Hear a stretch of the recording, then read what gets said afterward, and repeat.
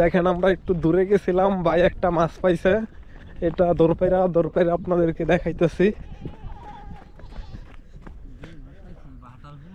কোথায় ওইটা? ও এই যে দেখেন বাটা মাছ।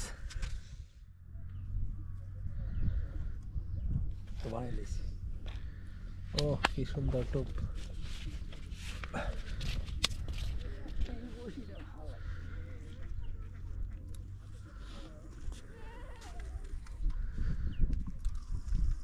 মাছ প্রচুর মারছি, আল্লাহ মারাইছে। আগে মনে হয় না যে এক একদিন মানে বলতে হয় না, এরপরেও না বলেন, সমস্যা নাই। মোটামুটি আমি আসলে 1200 টাকা 10টা 12টায় অ্যাভেলেবেল পাইছি মাছ প্রত্যেক দিন বড় বড় হাফ কেজি সাইজের। Half KG 1 KG 1.5 KG 100 KG. এই মাছ গেল কই, এখন তো খায় না।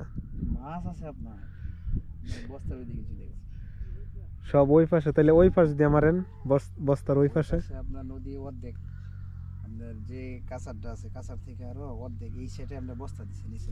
তাহলে বস্তার মাঝে বসে বাইজা পড়ে না, বাইজা ছিঁড়ে যায়। আর এক একটা বসি ছিঁড়ে গেলে আপনার প্রায় লস হয়ে যায়। 100 টাকা 70-80 টাকা সর্বনিম্ন যায়। আহা,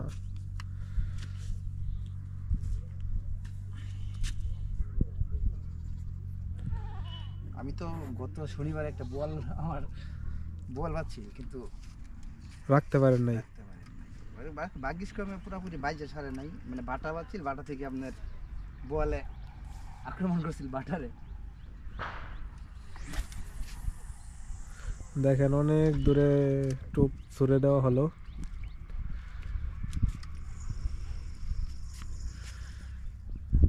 উনি 3টি বসি নদীতে একবারে ফেলেছে, যেটাতেই খায় সেটাতেই বাঁচবে।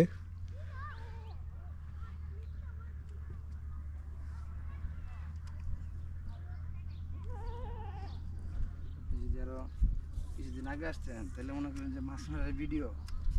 আমি একদিন তো ওই নেট দেখছেন, ওই নেট বইরা ফেলাইছিলেন মনে হয়। প্রায় বেড়ে হচ্ছে।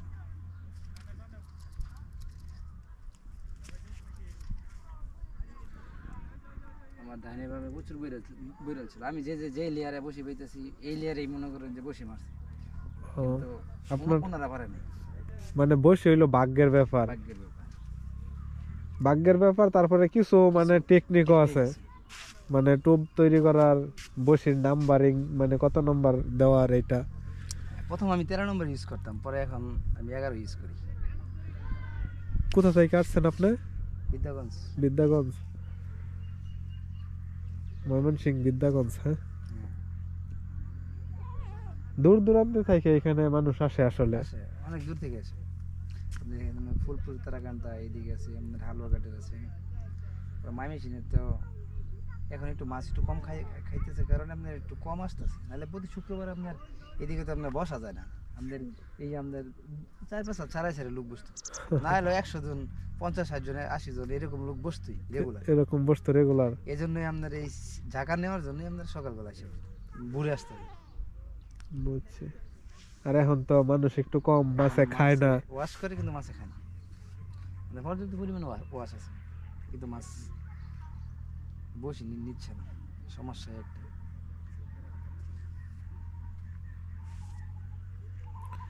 আসলে আমরা চেষ্টা করতেছি একটি মাছ দেখানোর জন্য, তবে মনে হয় পারবো না। আপনাদেরকে আগেই নিরাশ করতেছি, না হলে পরে বলবেন যে মাছ তো নাই ভিডিওতে। চেষ্টা করতেছি, না হলে কি করব। যদি হ্যাঁ, টান দেয় আল্লাহর রহমতে ওঠানোর চেষ্টা করবো, যদি মাছে যদি টানে। এখন না পাইলে তো করার কিছু নাই, এটা জোরের কোনো কিছু না। যখন খাবে হয়তো 2 মিনিটেই 2টা হবে, আবার সারাদিনেও 2টা হবে না। মানে আমি যেদিন প্রথম আসি আপনার সারাদিন এই জায়গায় বসে বসি, তখন পানি ছিল আমাদের ওই ওই যে ছাগলের ওইখানে আপনার পানি ছিল। ওইখান থেকে মারছেন মাঝখানে যে? এইখানে মারছি, এই কাটামের লেয়ারে মারছি। আমি সারাদিন বসে বসি, আপনার কোনো মাছ পাইনি। মাগরিবের আজানের আধা ঘন্টা আগে পর পর একটা রোগ একটা মিকা পাইছি। ও, একবার হয়ে গেছে ওইটাই সারাদিন? আমার প্রথম দিন আর কি, প্রথম দিন আইসে আমি সাকসেস হয়েছি। বুঝছি। এই দেখেন কাঠাম, নদীতে কাঠাম করা হয়েছে। কাঠামের পাশেই অবশ্য বড়শিগুলো ছুড়ে দেওয়া হয়। কাঠাম থেকে বের হয়ে মাছগুলো খাবে এমনটাই আসলে আশা করে সবাই। দেখেন আমরা একটু দূরে গেছিলাম, ভাই একটা মাছ পাইছে। এটা দরপাইরা আপনাদেরকে দেখাইতেছি।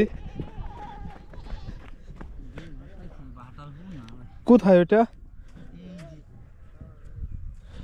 ও, এই যে দেখেন বাটা মাছ।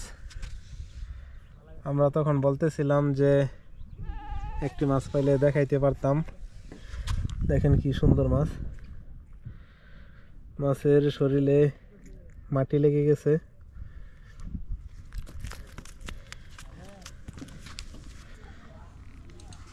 আসলে দেখতেই পাচ্ছেন, আসলে মাছটি কিন্তু খুব সুন্দর। আমরা চাই না আসলে যে মাছ কষ্ট পাক। এই মাছটি কিছুক্ষণ পরে জীবিত অবস্থায় পানিতে রাখা হবে।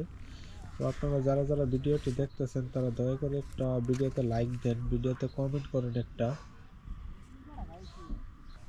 আর যারা যারা আমাদের ভিডিওটি ধৈর্য ধরে দেখতেছেন তাদেরকে আমি অসংখ্য ধন্যবাদ জানাই।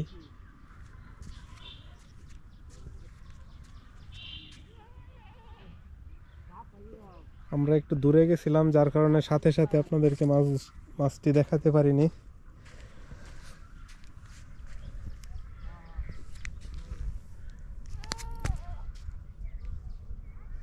আপনারা এখন দেখতেই পাচ্ছেন মাছটি অবশ্য ছোট, কিন্তু দেখতে বেশ সুন্দর। দেখেন মাছটার শরীরে মাটি লেগে গেছে, বালু।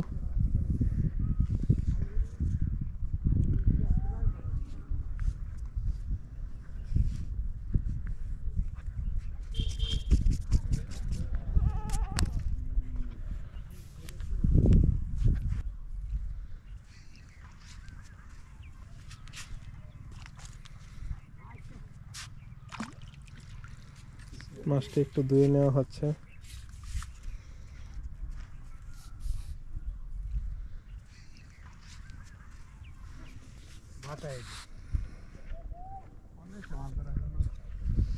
আমরা আসলে আমাদের ভাই বলতেছে আরো একটি বড় মাছ পাইলে ভালো হতো।